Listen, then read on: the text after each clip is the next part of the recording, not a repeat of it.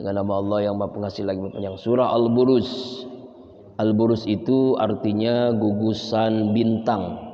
Makiyah, turun sebelum Nabi hijrah di kota Mekah.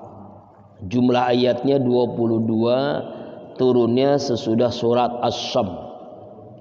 Nama Al-Buruj surah ke-85 dalam Al-Quran. Dia diturunkan di kota Mekah, ya. Nama Al-Buruj diambil dari ayat yang pertama, Al-Buruj artinya gugusan bintang. Pak Quraisyab dalam tafsir Al-Misbahnya, Al-Buruj itu artinya Al-Buruj, baraja, nampak. Surat ini secara sekilas menjelaskan tentang sikap para pendurhaka yang melecehkan dan menyiksa orang-orang yang beriman. Penyiksaan yang dilakukan sampai pada batas yang luar biasa, yaitu membakar orang beriman. Para ulama mengatakan surat ini adalah wahyu yang ke-27 diterima oleh Nabi Muhammad SAW. Wahyu ini diturunkan sebelum beliau hijrah.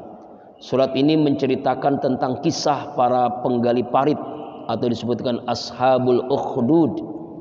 Sebuah cerita tentang pengorbanan dan tebusan jiwa dalam mempertahankan akidah dan iman. Ashabul Ukhdud memberikan gambaran tentang kezaliman yang nyata. Orang-orang zalim membakar dan membunuh orang-orang yang beriman. Kisah-kisah kezaliman lainnya seperti Fir'aun dan Samud juga disebutkan dalam surah ini. Allah bersumpah dengan 4 hal dalam surah ini. Pertama, ya, demi langit yang mempunyai gugusan bintang. Kedua, Allah bersumpah dengan hari yang dijanjikan, itu hari kiamat. Ketiga dan keempat, Allah bersumpah dengan syahid, menyaksikan, dan masyhud yang disaksikan.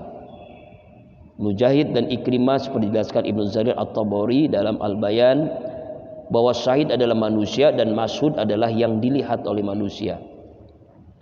Asbabun nuzulnya, jamaah rahimakumullah, surah Al-Buruj ini berkaitan dengan peristiwa Ashabul Ukhdud, yaitu para pembuat parit berapi menyiksa kaum muslimin sebagaimana nanti dikisahkan dalam surah Al-Buruj ini. Mereka melemparkan kaum mukminin yang mempertahankan akidah dan iman mereka ke dalam parit berapi. Karena bagi mereka orang beriman itu bersalah karena telah beriman kepada Allah Subhanahu wa taala. Imam Muslim meriwayatkan dalam sahihnya dari Suhaib bin Sinar radhiyallahu anhu bahwa Rasulullah SAW bersabda, pada zaman dahulu sebelum masa kalian ada seorang raja, dia mempunyai seorang tukang sihir. Ketika tukang sihir ini sudah semakin tua, dia berkata kepada raja, saya sudah tua, carikan untuk saya seorang pemuda remaja yang akan saya ajari sihir. Maka raja itu pun mencari seorang pemuda untuk diajari ilmu sihir. Ini asbabun nuzulnya nih. Adapun pemuda itu di jalanan dia lalu menuju tukang sihir, ada seorang rahib ahli ibadah. Lalu dia duduk di majelis rahib tersebut mendengarkan wejangannya dan ternyata uraian tersebut menakjubkannya. Akhirnya jika dia mendatangi tukang sihir itu, dia melewati majelis si rahib dan duduk di sana. Kemudian setelah dia menemui tukang sihir itu, dia dipukul oleh tukang sihir tersebut.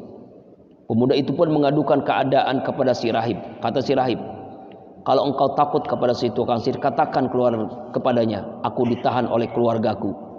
Dan jika engkau takut kepada keluargamu, katakan kepada mereka, aku ditahan oleh tukang sihir itu. Ketika dia dalam keadaan demikian, datanglah seekor binatang besar yang menghalangi orang banyak. Pemuda itu berkata, hari ini saya akan tahu tukang sihir itu yang lebih utama atau si rahib. Dia pun memungut sebuah batu dan berkata, ya Allah, kalau ajaran si rahib itu lebih engkau cintai daripada ajaran tukang sihir itu, maka bunuhlah binatang ini agar manusia bisa berlalu. Pemuda itu melemparkan batunya hingga membunuhnya. Akhirnya manusia pun dapat melanjutkan perjalanannya. Kemudian pemuda itu menemui si rahib dan menceritakan keadaannya. Si rahib berkata kepadanya, wahai Ananda, hari ini engkau lebih utama daripadaku. Kedudukanmu sudah sampai pada tahap yang aku lihat saat ini. Sesungguhnya engkau tentu akan menerima cobaan. Maka apabila engkau ditimpa suatu cobaan, janganlah engkau menunjuk diriku. Pemuda itu pun akhirnya mampu mengobati orang yang dilahirkan dalam keadaan buta, sopak, penyakit belang, dan mengobati orang banyak dari berbagai penyakit. Berita ini sampai ke telinga teman duduk sang raja yang buta matanya. Dia pun menemui pemuda itu dengan membawa hadiah yang banyak, lalu berkata, semua hadiah yang ada di sini untuk engkau saya kumpulkan kalau engkau dapat menyembuhkan saya dari kebutaan ini.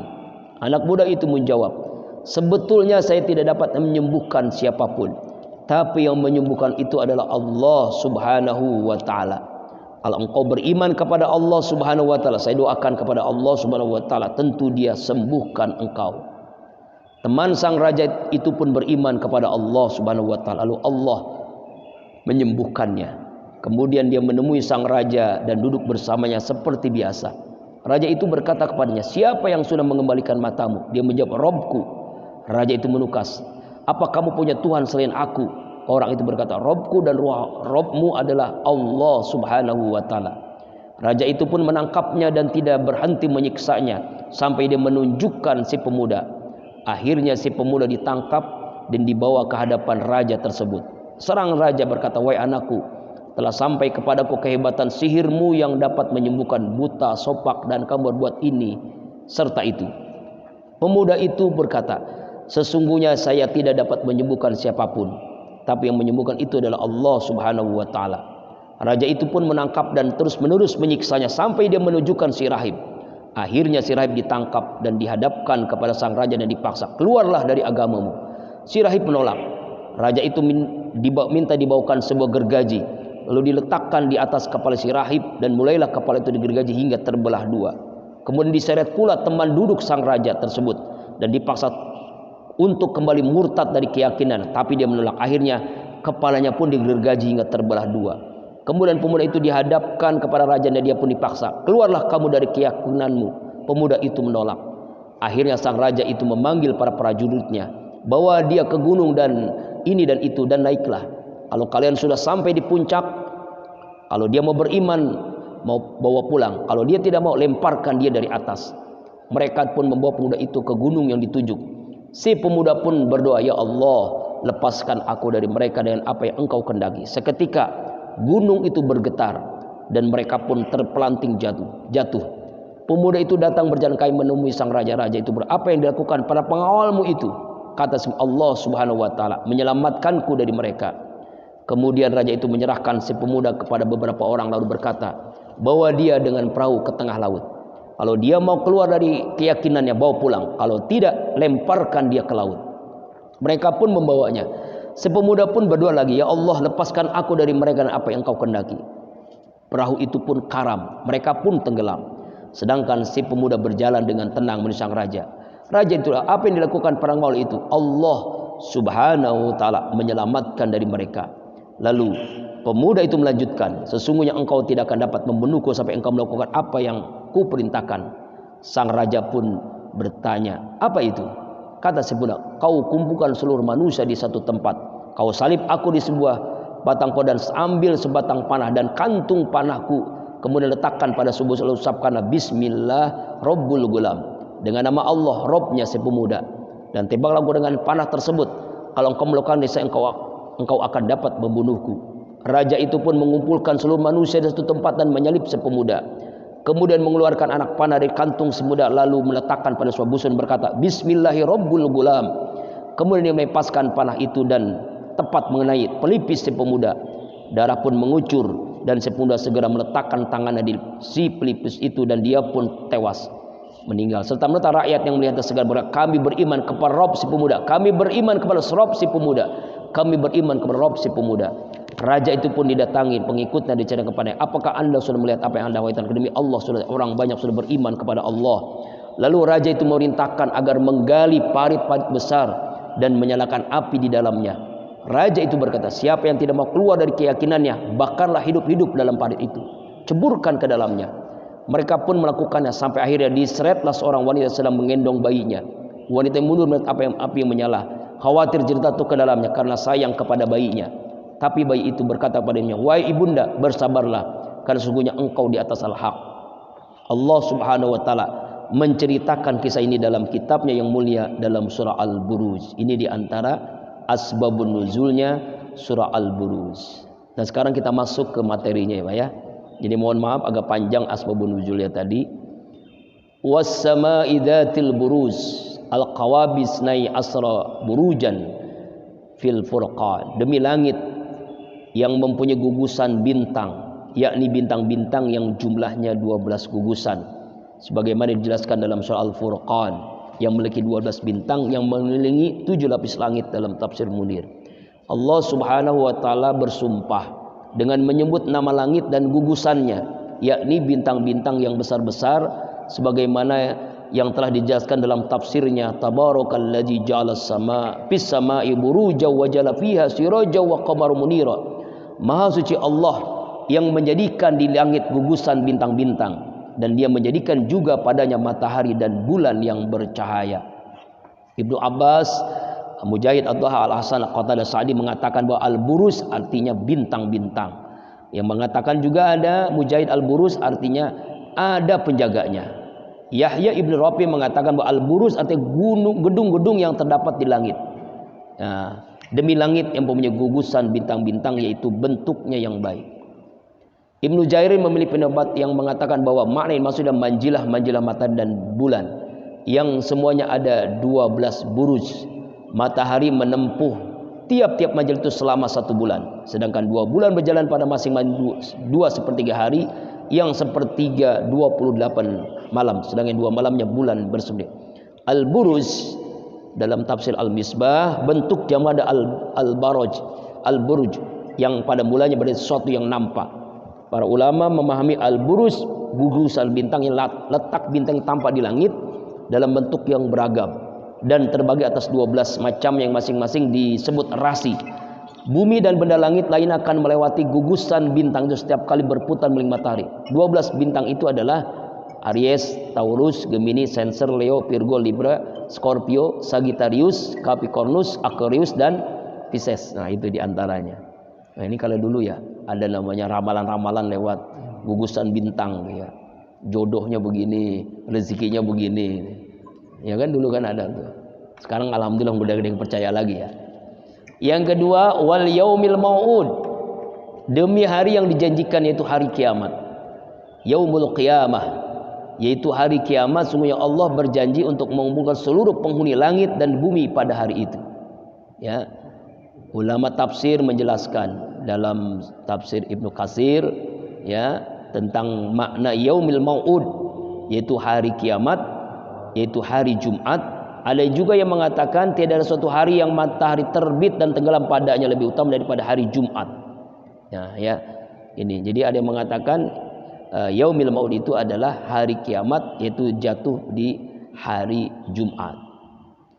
Ya, kemudian langsung saja, yaitu yaumil maud adalah hari Jumat, yang disaksikan itu adalah hari kiamat. Nah, ini dia mengatakan begitu.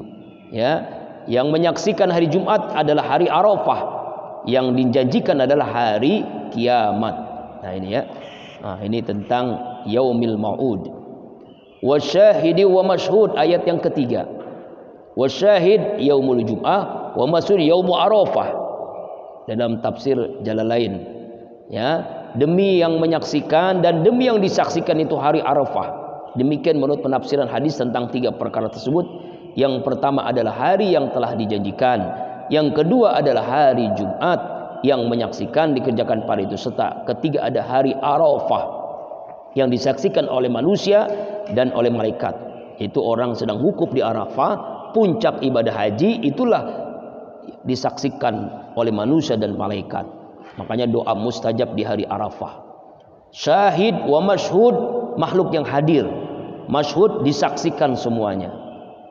Kata syahid dan mashhud terambil dari akar kata yang sama, adalah syahida, artinya hadir.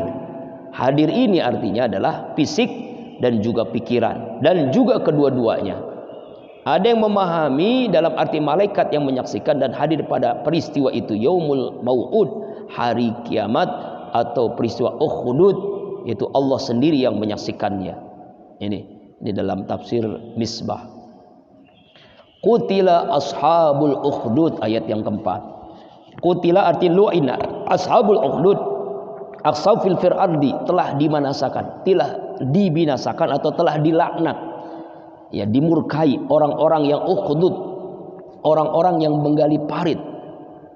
Nah, sesungguhnya kafir Mekah dilaknat sebagaimana juga dilaknatnya ashabul ukhdud dalam tafsir Munir Imam Nawawi Al-Bantani. Jadi dia menyamakan ashabul ukhdud ini dengan orang-orang kafir Mekah, ya. Nah, kemudian dalam tafsir Ibnu Katsir dijelaskan kutila ashabul ukhdud adalah binasa, terlaknat orang-orang yang membuat parit. Siapa ini? Yaitu orang-orang kafir yang membuat parit sengaja menangkap orang mukmin, ya, dan dipaksa untuk murtad dari agama Islam. Nah, lalu orang mukmin itu menolaknya.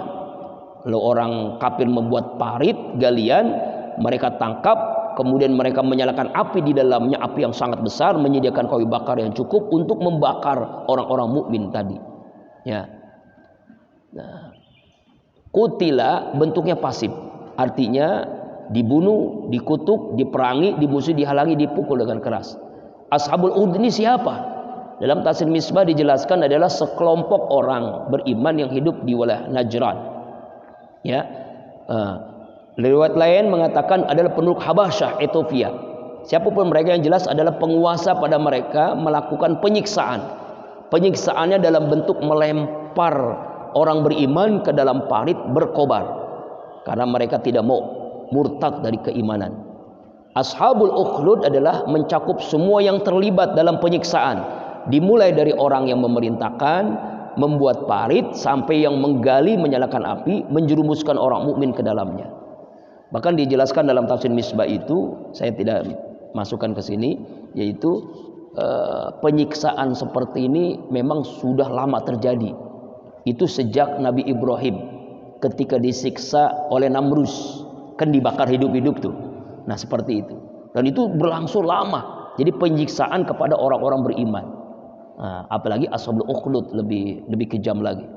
Jadi terjadi di tahun 523 Masehi. Ini sampai luar biasa ya, Pak Quraisy ini sampai menulis tahunnya 523 Masehi pada masa Junuas namanya. An-nari zatul waqud, ayat yang kelima yang dinyalakan dengan kayu bakar.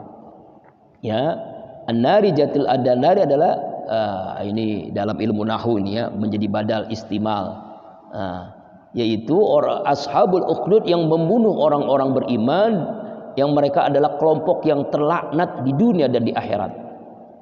Karena itu mereka disebutkan dalam firman Allah, kutibal ashabul an-nari zatul waqud ijhum alayaqud. Ya, mereka menyaksikan, ya, parit itu berupa api yang sangat besar, kobarannya itu memiliki banyak sekali bahan bakar untuk menyiksa orang-orang beriman.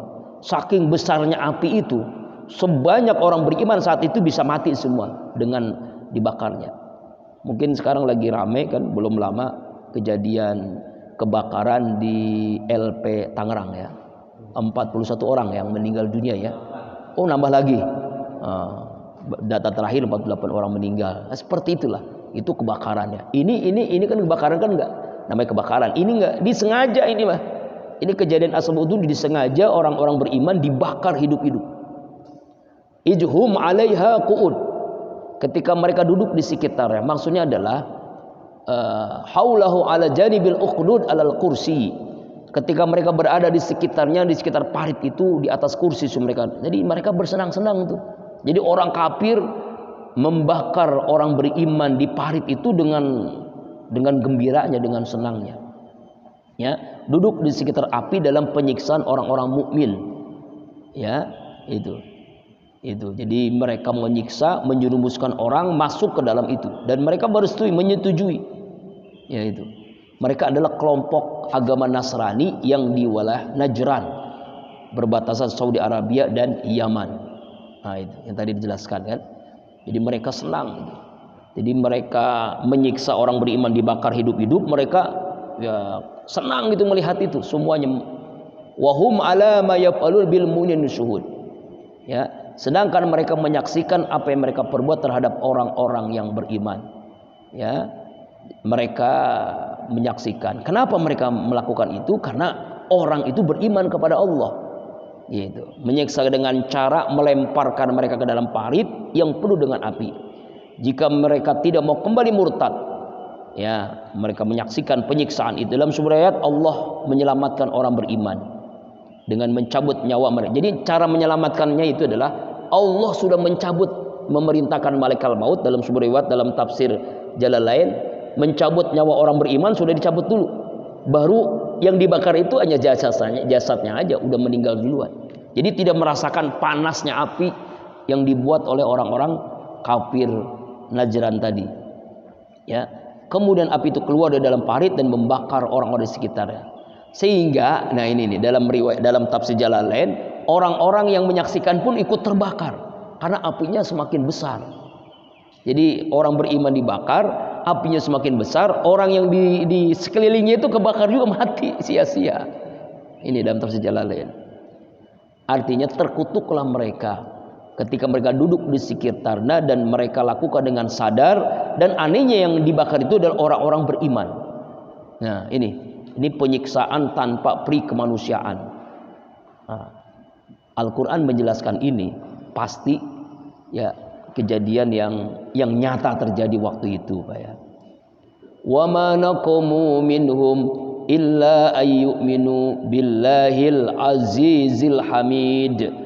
Mereka tidak menyiksa orang beriman melainkan karena orang beriman itu beriman kepada Allah yang maha gagah, yang maha perkasa, lagi maha sembunyi. Ya, jadi mereka tidak menyiksa orang beriman melainkan karena mereka itu beriman. Ya, kenapa orang kafir menyiksa orang mukmin? Karena mereka beriman kepada Allah, begitu. Ya, orang beriman itu disiksa karena dia mengakui bahwa hanya Allah Tuhan satu-satunya. Ya, itu. Jadi dalam tafsir Ibnu Katsir dijelaskan, orang mukmin itu tidak punya salah, nggak ada salahnya. Tidak pernah berbuat onar, tidak pernah berbuat zalim. Tapi kenapa mereka dibakar? Karena mereka beriman kepada Allah. Gitu. Yang tidak akan sia-sia orang berlindung di bawah naungan yang sangat kokoh. Dia maha terpuji dalam segala perbuatan ucapannya, dalam syariatnya, dalam takdirnya.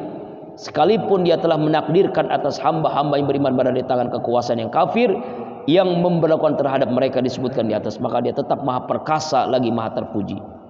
Jadi walaupun orang kafir itu menyiksa mereka, Allah itu tetap maha perkasa, Allah itu tetap maha terpuji. Ini tentang penyiksaan yang luar biasa. Mereka para pembuat parit itu tidak menyiksa mereka orang mukmin ini akibat satu perbuatan buruk atau sebagai balas dendam atas perbuatan jahat, karena ingin merampas harta mereka. Tidak menyiksa melainkan karena senantiasa beriman kepada Allah. Senantiasa mereka meningkatkan keimanan kepada Allah yang maha perkasa lagi terpuji. Jadi alasannya satu. Alasannya mengapa mereka menyiksa orang beriman? Karena mereka beriman, gitu. Jadi bukan karena dendam, bukan karena jahat, bukan karena dia mengambil harta mereka, bukan. Tapi karena mereka beriman kepada Allah. Sama seperti yang kejadian di mana tuh saudara-saudara kita di Myanmar ya. Nah, di Myanmar itu kan dibantai itu. Nah, itu kan dengan kejamnya oleh para orang-orang yang zalim ya. Kayak begitulah penyiksaannya. Dalam tafsir dalam tafsir Misbah dijelaskan kata makna komu terambil dari kata nun, qaf dan mim. Oh iya, silakan Pak Mukhlis. Ya. Artinya adalah mereka menyetujui karena mereka ini melakukan tindakan yang luar biasa. Naqomu, ya. Jadi ngaku, nggak ada. Yugur Cina ya, di Uighur itu luar biasa penyiksaannya. Artinya nih ayat ini, surah ini kejadian berulang lagi sekarang. Ya kan, ini kejadian di zaman Nabi kan ya. Nah, berulang lagi zaman sekarang ada kejadian ini. Dan itu dilakukan Najran, itu Nasrani Najran, orang salibis ya. Ya kan? Jadi orang-orang yang tidak beragama itu orang beragama yang memang kenyataan begini, kalau mayoritas muslim mayoritas dimanapun, itu yang minoritas beda agama itu terayomi, tidak pernah ada kezoliman. Ya, kalau minoritas di negara mayoritas kafir, itulah yang itu. Dan ini nyata ini. Artinya Al-Qur'an ini ternyata kejadian yang dulu pernah terjadi di zaman Nabi sekarang terjadi lagi. Allah, nauzubillah min zalik. Nah, kita bahas di sini al-ajiz al-hamid. Nah, kan ada di ujung ayat kan ada ayyuminu billail azizil hamid. Nah, Pak Gori siap membahas al-ajiz al-hamid. Al-ajiz ini kata akar katanya ain dan zai. Ain dan zai kan al-ajiz. Artinya adalah kekuatan dan kemantapan. Allah itu al-ajiz. Allah itu maha mengalahkan siapapun yang melawannya dan tidak akan terkalahkan oleh siapapun. Al-ajiz, maha kuat, maha perkasa, maha gagah, yang tidak terkalahkan. Atau juga ada yang mengartikan al-ajiz itu adalah yang maha mulia, yang maha mulia. Makanya anak yang namanya Abdul Aziz bagus tuh.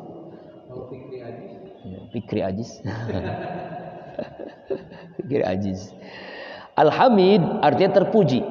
Imam Al-Ghazali memahami sifat Allah Al-Hamid adalah yang terpuji oleh dirinya sejak ajal dan terpuji oleh makhluk-makhluknya terus menerus.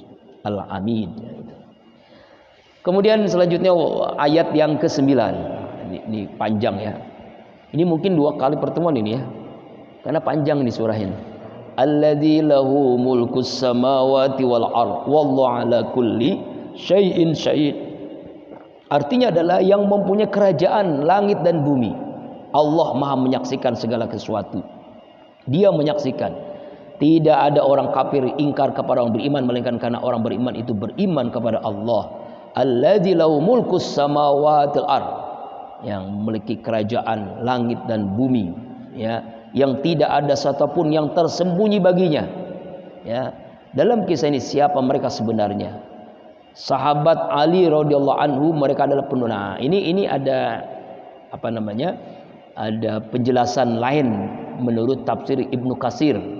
Kalau tafsir Misbah Pak Quraisy, mereka itu adalah Nasrani Najran. Kalau menurut tafsir Ibnu Katsir dari sahabat Ali radhiyallahu anhu, mereka adalah penduduk negeri Persia. Ketika raja ingin menghalalkan menikah dengan mahram, ya. Jadi di Persia itu raja ini menghalalkan nikah dengan mahram. Jadi nikah dengan kakak adik boleh. Lalu ulama menentang, oh haram ini, Al-Quran jelas, ayat jelas, ini haram. Maka dengan sengaja si raja membuat parit dan melemparkan ulama tadi ke dalam parit itu yang udah ada apinya. Setiap orang yang menentang keinginannya dari kalangan mereka. Dan akhirnya apa yang terjadi? Menghalalkan nikah dengan mahram sampai sekarang di Persia itu, di Persia, ya Persia itu. Ini Allah Akbar. Jadi merubah hukum keinginan raja. Ulama tadi bersikeras ini haram. Nah, ya haram ya haram. Jangan karena uang haram jadi cadel. Haram susah ngomongnya, halal juga belum. Jadi halal jadinya. Jadi cadel. Nauzubillah min dzalik. Allahu syahid artinya Allah hadir, Allah menyaksikan segala apapun. Ya, apapun yang terjadi Allah menyaksikan apa yang terjadi. Allah itu menyaksikan. Ya. Ayat ini mengisyaratkan bahwa penyiksaan itu bukan berarti Allah lemah, ya. Bukan berarti Allah membiarkan tidak membela, bukan. Allah itu maha perkasa. Dia tidak terkalahkan oleh siapapun. Dia kuasa menjatuhkan siksa pada waktunya nanti. Wallahu a'lam bishawab. Bapak-bapak jamaah rahimakumullah, waktu suruk sudah masuk. Kita baru sampai ayat yang ke-9. Ini ayatnya ada 22. Jadi masih berapa lagi ya? Dari 10 sampai 22 ya. Insyaallah. Di share ya. Nanti insyaallah kita lanjutkan pertemuan selanjutnya ayat yang ke-10. Sampai ayat 9 ini silakan kalau ada pertanyaan seputar surah Al-Buruz atau yang lainnya silakan dari rumah. Wallahu a'lam bishawab.